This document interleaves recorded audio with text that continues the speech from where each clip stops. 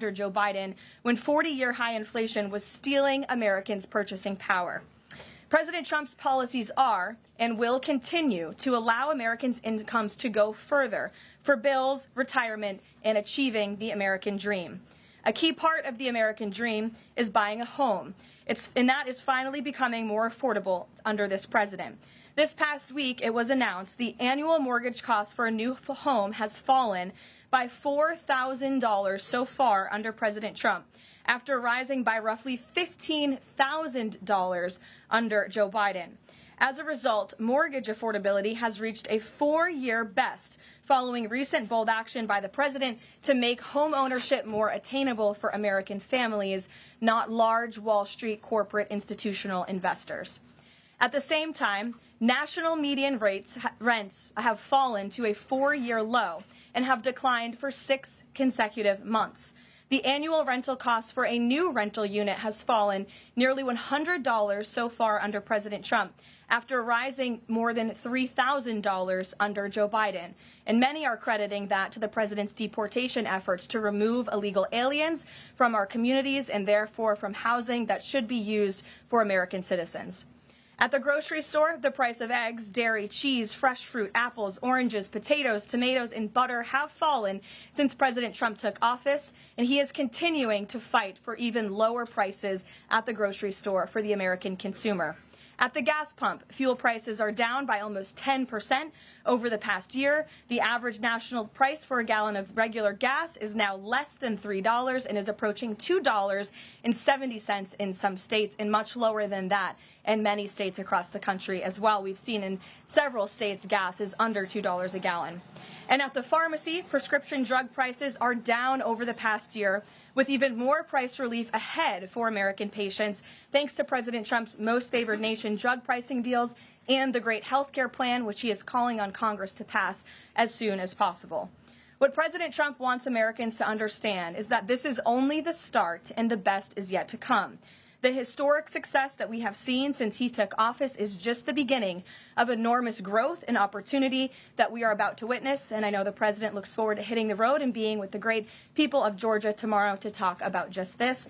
So with that today, I know there's a lot of news. I will open it up to take your questions, and we're going to start, as always, with our new media seat, the great Michael Graham from Inside Sources. Thank you for being here, Michael. Thank you for having us, and thanks from our 200 newspaper partners around the country. So you mentioned gas. We didn't mention natural gas. And back where you live, your friends and family are paying among the highest prices for natural gas to heat their home and for electricity generation, the #1 source of power across New England. The cheap gas is in Pennsylvania. The 2 highest places to buy gas in the country, New York City and Boston. The problem is the blue states will not allow the gas to travel to produce electricity or to reach customers. When President Trump first came back in office, there was some talk, him and Governor Hochul in New York possibly reaching a deal. When will consumers in the Northeast feel relief from President Trump's energy policies, and what can he do about state objections to expansion of infrastructure? Then have a quick follow-up. Sure, absolutely. Well, the president has promised all Americans across the country, and in particular in the Northeast, where we do face much higher costs of electricity and of energy, unfortunately, because of the Democrat policies in the area. From the federal government's perspective, the president and the National Energy Dominance Council, Secretaries Wright and Burgum, are doing all we can when it comes to federal permitting. The drill, baby, drill agenda is obviously underway. The president has made a huge push for more fossil fuels in this country. You look at what he did last week with respect to coal. Coal truly keeps the lights on in this country. We learned that in the recent winter storms. However, there's only so much that can be done at the federal level. That's why the president has called on blue state governors to participate in this energy dominance agenda, including governors in New England and the Northeast, by contacting Governor Hochul directly to get this Constitution pipeline underway. This is not only going to bring down the cost of energy in the Northeast, it's also going to support job growth and energy affordability and more opportunity for workers in the Northeast. And I just have a quick statistic here on energy that I found fascinating, and it's Obviously true, because I'm saying it up here. Red states with Republican legislatures currently enjoy lower average retail electricity prices than blue states with Democrat legislatures. And that's exactly why the president is calling on all blue state governors across New England and the Northeast to get on board. Let's bring prices down for all Americans, whether they live in a red or a blue state. So right down the street from your alma mater, San Antonio College, talk about building an ICE facility that's causing a lot of political agita in New Hampshire, and for the Republican governor, Kelly Ayotte. Seems to be some miscommunications argued on both sides. Even Republican supporters of Trump who live in the town say, we're not sure we want this. What's your message to the folks in New Hampshire about this proposed ICE facility? The message is that illegal immigration, while the border is secure, is still a problem across our entire homeland. And the previous administration allowed nearly 20 million illegal aliens from countries all over the world into our country. And the President and Secretary Noem have done a phenomenal job at deporting. Nearly 3 million illegals have left the country either through deportation or self-deportation over the past year. But obviously, there are a lot more illegal alien criminals left in our homeland. That includes in New England. There are many within our communities in New Hampshire, in Maine, and definitely in Massachusetts and in the Boston suburbs that need to be arrested, detained, and deported back to their home countries. And so the President and Secretary Noem, and I know ICE, are engaged with local governors across the whole country, including in New Hampshire, to open more detention facilities. This is an unfortunate consequence of the previous administration's border invasion that the President has thankfully put a stop to, but of course we still need to grapple with the illegal alien criminals who are here, and that requires more detention space. Thank you, Michael. John. Garrett. On Iran, I'm not asking you for like military secrets here, but can you share? Know I would be so unwise. Unless you want to give them. Can you share a little bit about the president's thinking on whether or not to strike Iran, who he's talking to, what information he's consuming, and why a strike might be necessary on a nuclear program he says was obliterated by the last U.S. strike?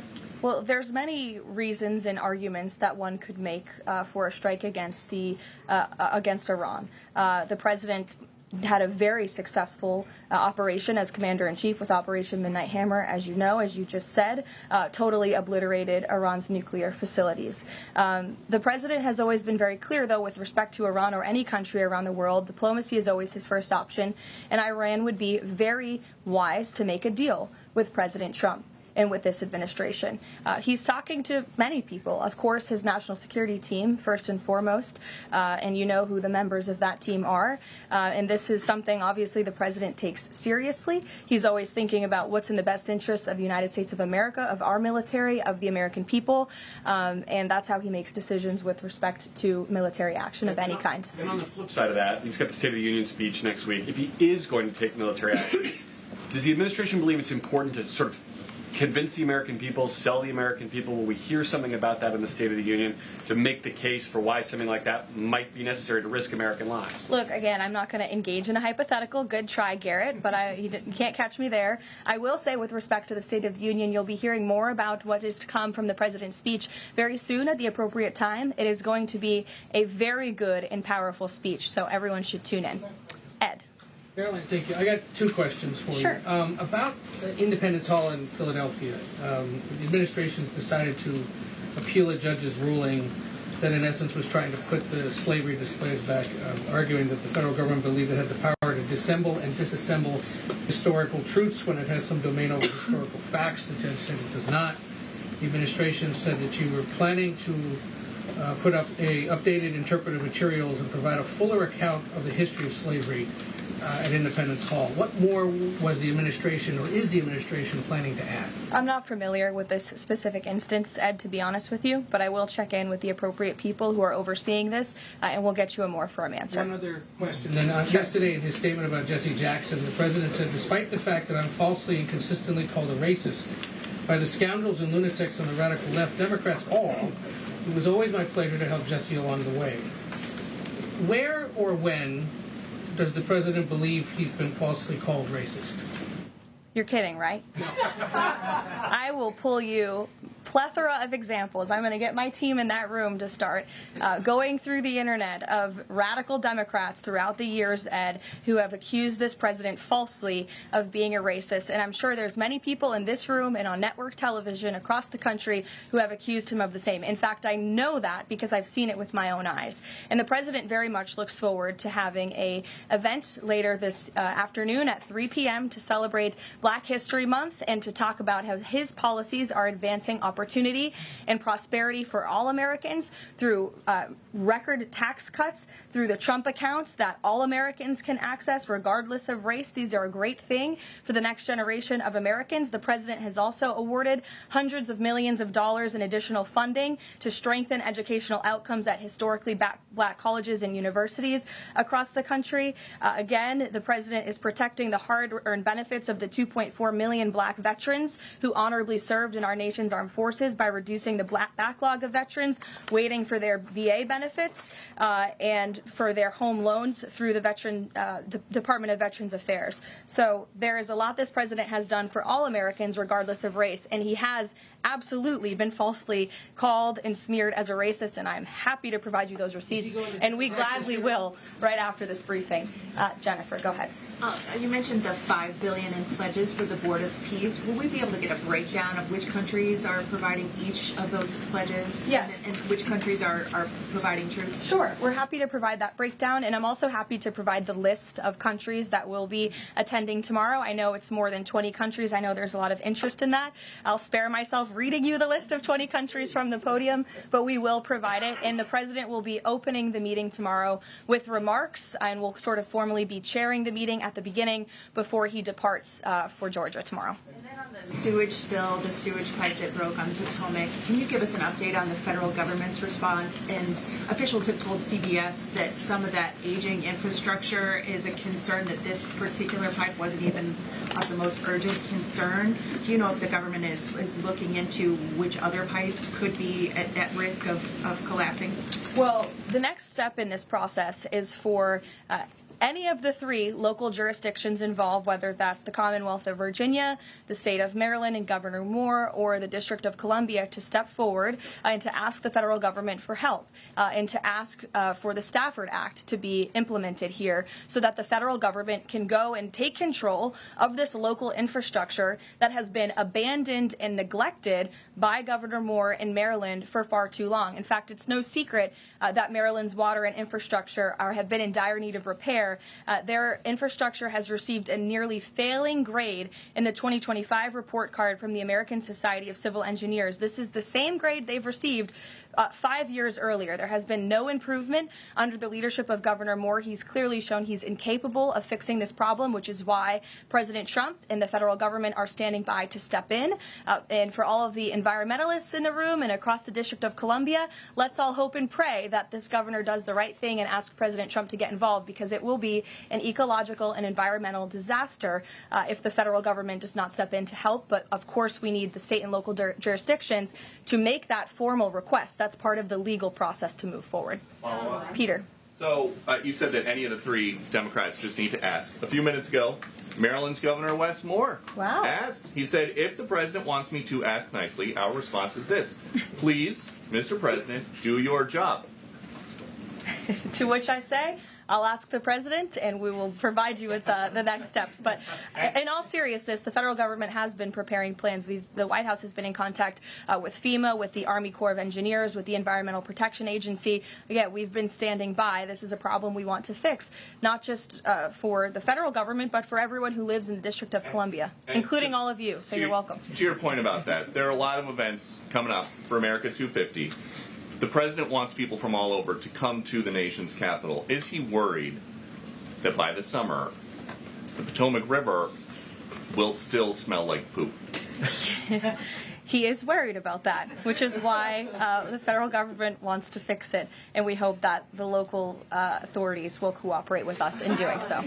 Steve. So what will the $5 billion be used for in Board of Peace, and will that be sort of a down payment for much more money? You'll be hearing more about that tomorrow at the meeting. If you recall, at the first meeting when we were in Davos, Jared Kushner did provide a very detailed PowerPoint presentation for the vision of Gaza, the reconstruction and the humanitarian efforts, of course, providing local security on the ground. That will be part of the discussion tomorrow, is how can we maintain security? First, you must achieve security to get to prosperity, which is sort of the second part of this plan. So you'll be hearing more about that tomorrow, but I would just point out $5 billion worth of investment. We're talking about reconstructing Gaza. I remember when those words came from the president's lips in the East Room many months ago, and all of you in the press were bewildered at how the president could have such an ambitious goal of rebuilding Gaza, which is obviously a place that has been just turmoiled by violence and chaos for many, many years. But we are well underway in doing that, and it's a historic accomplishment for this president. Secondly, is the president seeing enough progress in the Iran talks to let negotiations go a little further? I mean, where do things stand after yesterday's talks? I think you heard from the administration and the State Department yesterday that there was a little bit of progress made, but we're still very far apart on some issues. I believe the Iranians are expected to come back to us with some more detail in the next couple of weeks, and so the president will continue to watch how this plays out. Sure. Follow up on that. Thank you, Karoline. On these Iran talks, I mean, how much time is the president willing to give it before he is seriously maybe considering military action? Is he willing to give it that full 2 weeks? And has he given the Iranian officials a deadline on when he wants to see a deal? It's a fair question, Rachel, but I'm not going to set deadlines on behalf of the president of the United States from up here. And then just one more on the shutdown. We're now in this partial shutdown over DHS funding. Has the president personally spoken to the Democratic leaders in Congress? Can we expect to see them at the White House to try to make a deal on this?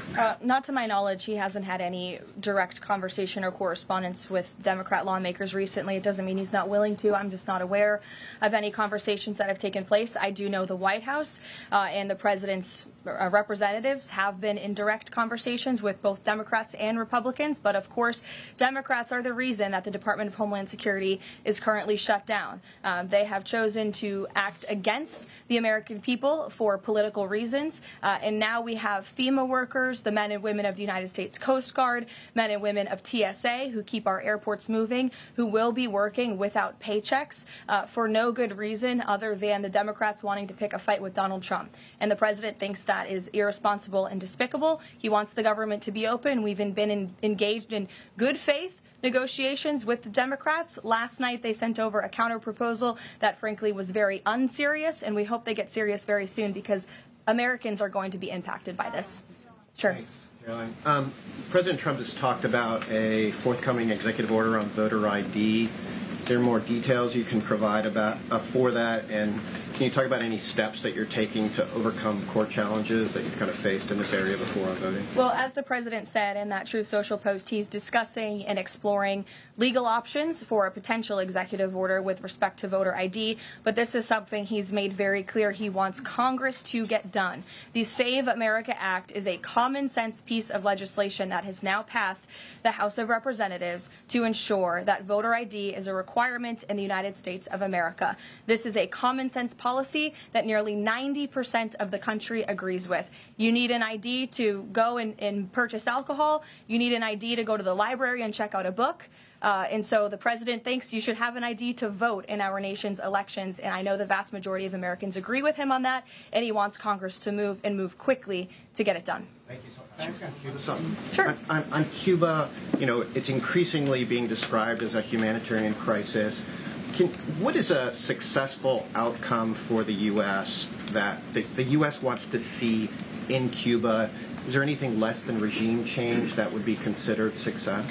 I think, as Secretary Rubio has articulated and the president himself, we obviously want to see flourishing and prosperous democracies all over the world, especially in our own hemisphere. I'm not dictating any actions the United States may take to get there, but of course that's in the United States' best interest to have Cuba be a truly free and prosperous democracy. Unfortunately, right now, that is not the case. They are a regime that is falling. Their country is collapsing, and that's why we believe it's in their best interest to make very dramatic changes very soon, and we'll see what they decide to do.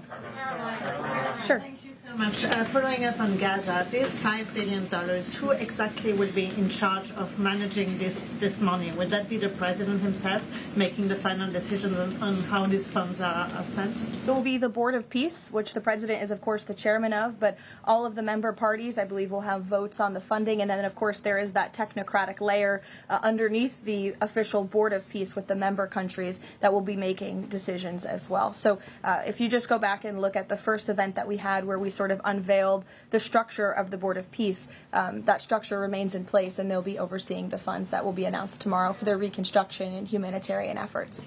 Sure. Another question on that Board of Peace announcement. You mentioned there will be the announcement of who comprises that International Stability Force. How soon will that force be deployed? And have all of the regional partners, all of the regional countries signed off on the makeup of that force? I don't have a timeline for you today, but again, I'm sure you'll hear more about this tomorrow. So you'll join us at the event. Deanna.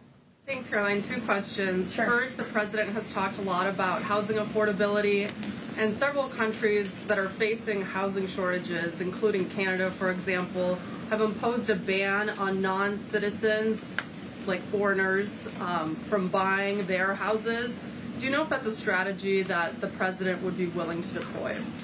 Well, first of all, the president is obviously committed to deporting illegal aliens from our country and those who are not lawfully present in the United States, which he has done at a record pace, which has led to the falling of rents, as I pointed out in my opening remarks. Secondly, the president has recently announced that he is fighting for a ban on institutional investors and Wall Street billionaire corporations from buying up single-family homes that should be lived in his opinion, by American families. We know this is going to have a remarkable impact on the housing market and on prices and supply and demand for the American consumer and the American family. And then thirdly, the president is also expediting permitting as fast as we possibly can to build more homes, to increase supply, to obviously bring down the cost of home ownership and purchasing homes for the American people. And then also, as I mentioned as well, we do see mortgage rates falling. So all of this is combining to make housing more affordable in this country. There's still a lot more to do. The president is still digging his way out of the mess that was created by Joe Biden's administration in jacking up mortgage rates and jacking up housing costs. But we do see very positive trends in this direction. And the president wants the United States to be a nation of owners, not renters. He wants families to live in homes, not institutions and big corporations. Michael. Ukraine, Caroline. Secondly, on Ukraine, Sure. Yesterday Zelensky said in an interview that he says that it's not fair that the president is saying that Ukraine has to make concessions. He's saying this publicly, and not Russia. Has the president seen these comments? And when the president says that Ukraine has to make concessions, is he referring to giving up Donbass? I think the president would respond to that by saying he does not think it's fair that thousands of Ukrainians are losing their lives, and Russians too, in this deadly war. And that's why the president and his team have committed a tremendous amount of time and energy in bringing this war that is very far away from the United States of America, but nevertheless, this is a president of peace. And so he's committed a tremendous amount of time and energy to bringing this war to an end. Just yesterday, there was another round of trilateral talks between the U.S., Russia, and Ukraine. There was meaningful progress made in both parties. Both sides agreed to update their respective leaders and to continue to work towards a peace deal together. So there will be another round of talks in the future. But I think the president views this entire situation as very unfair, not just for Russians and Ukrainians who have lost their lives, but also for the American people and the American taxpayer who were footing the bill for this war effort before President Trump put a stop to it. And I would just remind everyone around the world that the United States is still selling weapons to NATO that are then being sent to Ukraine in their defense of their freedom in their borders. Michael. Caroline, Russia is reportedly joining Iran for joint naval exercises in the Gulf of Oman this week. Has the president issued any kind of warning to Russia or even China not to involve itself if the U.S. decides to strike Iran?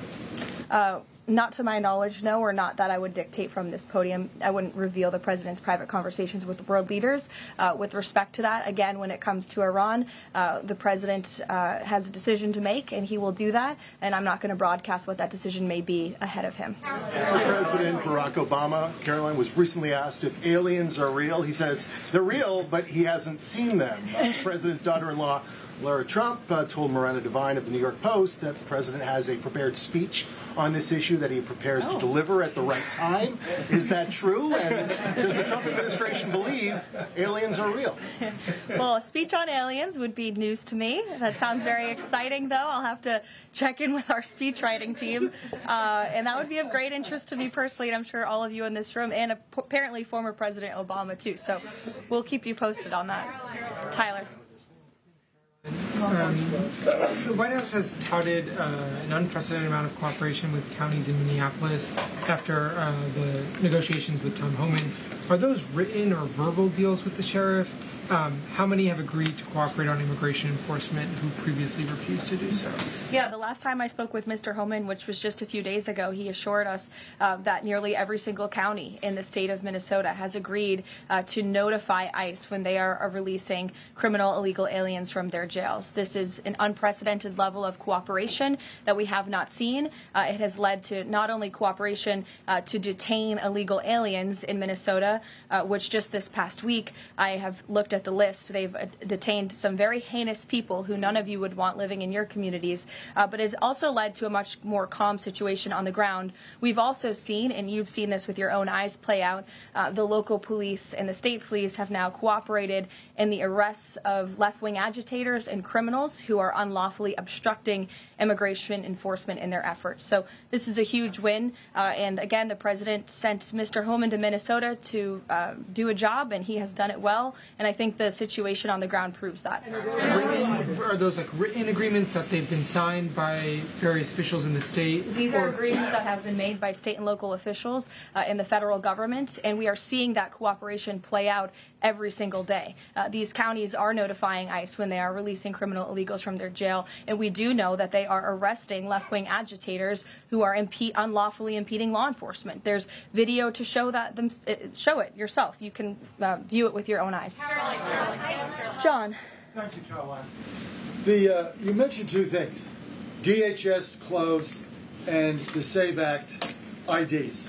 Both of these could get solved in 15 minutes if Senate Leader John Thune simply got rid of this phony 60-vote cloture rule and got 51 votes, and that would be the end of it, because everyone in this room knows if the Democrats take over, they'll get rid of that rule in 90 minutes. They already tried it one time, and the two Democratic senators that stopped it are no longer there, Manchin and Sinema. President Trump is backing a lot of these senators for re-election, and yet they will not get rid of the 60-vote cloture rule, which is holding everything up. What is the president's position on John Thune in the Senate finally getting rid of this so this legislation can get moved? Well, the president has a good relationship with Senate Majority Leader John Thune. They keep in very close contact, and they work together all of the time. I hear your passion in your voice, and I know it's shared by many Americans across the country, including the president himself. He wants to see the SAVE Act voted, and he's expressed that both publicly to all of you, the American people, but also privately in his conversations with Senate Majority Leader Thune and many other members of Congress as well. Yes, Rav, go ahead. Good to see you. So J.B. Pritzker just recently signed the bill. The law went into effect in January, and it's supposedly going to allocate about $2.5 billion to illegals to go to college and financial aid in the state of Illinois. What is the White House's reaction to this? Illinois is already, by 2027, they're supposed to have a $3 billion deficit. What's your reaction to that? Yeah, we'll have to take a look at that. I would say the president certainly thinks that Governor Pritzker is not doing a very good job of managing his state, as evidenced by not only the waste, fraud, and abuse, but also the crime in the city of Chicago that unfortunately Governor Pritzker has refused to pick up the phone and call the White House and ask for help on, which is something his residents want him to do, but he refuses to do for political reasons. As for the specific money, we'll take a look and get you an answer. You're welcome. John. Thanks a lot, Caroline. Two questions. One is about the president's trip to Georgia tomorrow. If you can provide some additional information about that, why Northwest Georgia, was chosen for this particular trip, for instance? Sure. Well, Georgia is obviously a very important state to the president and to the Republican Party, and the president loves the people of Georgia. He'll be touring, like I said, a steel facility, and then he'll also be stopping by another local business, and he will be giving remarks on affordability, on the economy, on all of the great economic news that I just shared with you earlier. He'll be meeting and greeting with everyday Americans, and that's what the president loves to do, to get out across the country, and he's spoken about his intention to go across the country a lot more, and obviously tomorrow's trip is evidence of that. Secondly, last week, as you know, big event that took place in the Roosevelt Room, the president announcing that the EPA has repealed these federal limits on emissions for cars, trucks, and power plants. And in the president's presentation, he mentioned that American families will save $2,500 for a new car or truck. Where is the promise coming from automakers that they're going to pass along their savings to those families all across the country? It's a great question, John. That was an economic analysis that was provided to the president, and I'd be happy to provide that to you so you can take a look yourself. But I'm glad you brought up the president's announcement last week, because this is one of the largest deregulatory actions ever taken in the United States of America. And overall, it's going to save our country $1.3 trillion in regulatory burdens that have really done nothing for our country, nothing for our environment, nothing for our economy. In fact, this announcement received widespread and bipartisan praise. I think I recall seeing the editorial board of the Washington Post, of all places, even commending the president and Administrator Zeldin for this historic action last week. So there's no doubt it is going to save the American consumer money, and I'd be happy to provide that specific economic analysis to you. Sure, in the middle, go ahead. Yes. Thank you. Governor Moore in Maryland signed a bill that is ending the law enforcement cooperation with ICE. And by doing that, a lot of local sheriffs are not happy. And in fact, they met today in Annapolis to come up with legal action. What is the message of the White House to those sheriffs and to the residents of Maryland? Well, first of all, it's another despicable action by Governor Wes Moore. Why would you prevent your state and local law enforcement from cooperating with federal law enforcement? If you just ask them, to your point, if you ask a sheriff across the country if they want to have that level of cooperation and coordination with the federal government, of course they do. It makes their jobs easier. It keeps them out of hostile and dangerous environments. It allows them to detain illegal alien criminals who have committed heinous crimes in our country with the most safe circumstances possible. So the president, of course, continues to always stand on the side of law enforcement, and this is another just horrible and frankly political action taken by Governor Wes Moore, and unfortunately the people of his state are going to reap the consequences of it. Sure. Thank you, Caroline. President Trump just said on Truth Social that it would be a big mistake for the UK to hand over control of Chagos Islands to Mauritius.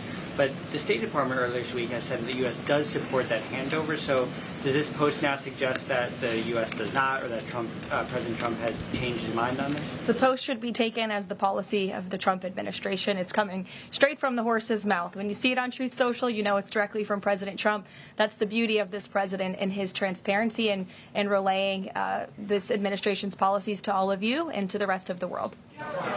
Carrie, go ahead.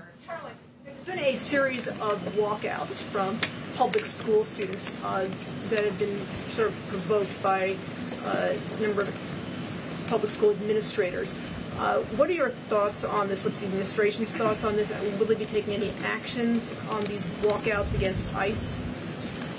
Look, I think obviously the president and the administration support the First Amendment rights of all American citizens, and if they're peacefully protesting, then that's their constitutional obligation and right and responsibility to do so. Of course, the administration also wants to see American school children in school learning and educating, and I think it does speak to the left-wing bias that is unfortunately very present in our nation's public school system, and it's something that Secretary McMahon has been working very hard to root out of our public school system by ensuring that local governance and local control takes takes place over our nation's public schools, and that parents and educators closest to students have a greater say over curriculum and academia in our country.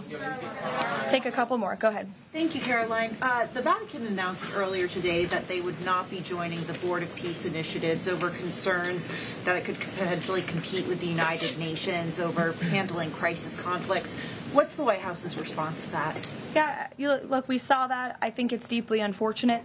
I don't think that peace should be partisan or political or controversial. And of course, the administration wants all those who were invited to join the Board of Peace to join. Because again, the Board of Peace is overseeing the reconstruction of a territory that has been plagued with violence, with bloodshed, with poverty for far too long. And this president has a very bold and ambitious plan and vision to rebuild and reconstruct Gaza, which is well underway because of the Board of Peace. This is a legitimate organization where there are tens of member countries from around the world, and we think that's an unfortunate decision. In the back, sure. Thank you, Caroline.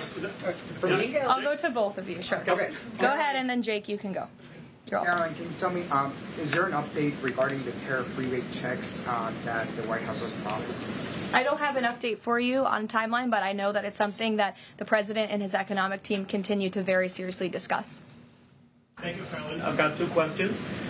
First, does the president see some sort of religious or prophetic component to the unfolding developments in the Middle East? I haven't spoken to him about that particular perspective, to be honest with you, but of course the president wants peace for all people of all faiths all around the world, and that's part of his push to create peace in the Middle East, which he has done successfully. And my second question is, as his popularity rises around the world, and especially in regions where he's invested so much effort in promoting peace and ending wars, do you think we might be watching the emergence of a global MAGA movement? Is this something that the president has discussed at all? Well, I don't know, Jake, but I sure hope so. Take a couple more. Go ahead. Sure. I wanted to ask you about Iran. As the U.S. military builds up around Iran, is President Trump coordinating war plans with Israel so that if he does decide to strike, that Israel will be a part of those strikes? Look, I don't have any specifics on the president's recent conversations with Israel. As you know, Prime Minister Netanyahu was just here at the White House last week or the week before. But again, with respect to Iran, there was some progress made yesterday. There are still a lot of details to discuss, and we'll continue to see how this plays out. You know, the United States government, of course, is always in close communication and correspondence with the state of Israel, and that starts right at the top with the president and Prime Minister Netanyahu themselves. One more. Go ahead. Last week we saw the underlying affidavit for the search warrant that was executed in Fulton County, and there was not any mention in that document about foreign election interference in the 2020 election. I'm wondering if DNI Gabbard has uncovered that in Georgia or in Puerto Rico, where we know her team was sent as well. I don't have any updates for you on that today. I would defer you to the director's office herself. Sure. Two questions. One, on the president's schedule today, it says he has signing time. What is he signing today? Are we expecting executive orders or actions? That's the first question. And then second, the Wall Street Journal is reporting that a U.S. arms sale package for Taiwan is in limbo.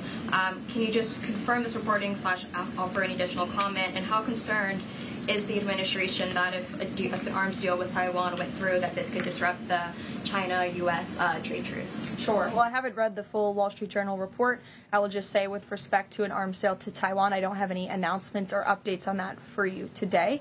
And to your first question about what the president will be signing, he will be signing an executive order, which you will all be hearing about later this afternoon, and you will see him in 1 hour at the Black History Month reception. We'll see you there. Thank you.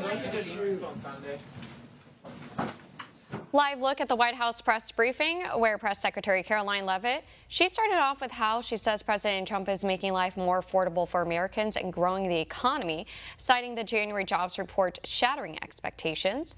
The participation rate went up and all job creation was in the private sector, while federal employment shrank, saving taxpayers money, and most job gains went to American-born citizens.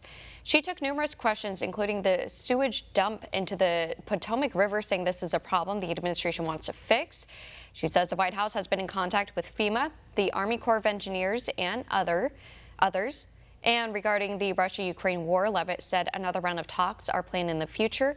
adding that there was meaningful progress made in both parties and both sides agreed to update their respective leaders as they continue to work toward a peace deal.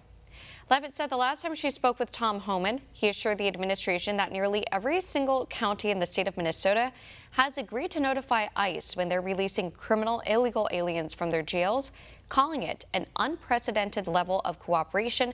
We are going to hear from President Trump. He's going to speak at a Black History Month reception in about an hour, so be sure to keep it right here on One American News, and we will bring you those remarks live once they begin. Well, taking a look at today's top stories, War Secretary Pete Hegseth continues his Arsenal of Freedom tour. Hegseth departed for St. Louis, Missouri today, where he's set to administer the oath of enlistment to new recruits at the Naval Reserve Officer Recruiting Station. The secretary will make a stop at Boeing nearly 1 year after President Trump announced the company will manufacture the Air Force's F-47 fighter jets. The cost of production is estimated at $20 million and is expected to create job openings for the region.